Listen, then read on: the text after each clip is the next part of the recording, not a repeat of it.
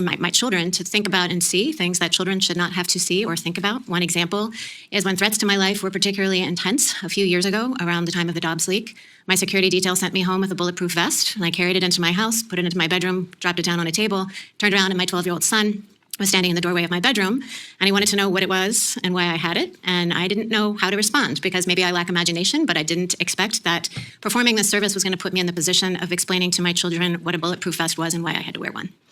It's also been reported in the news that roughly 6 weeks ago, I was the victim of a swatting incident. At that point, one of my teenage sons, opened the door to go out with friends and saw in our street, it was full of police cars who had responded to a false report of gunshots and raised voices in my home.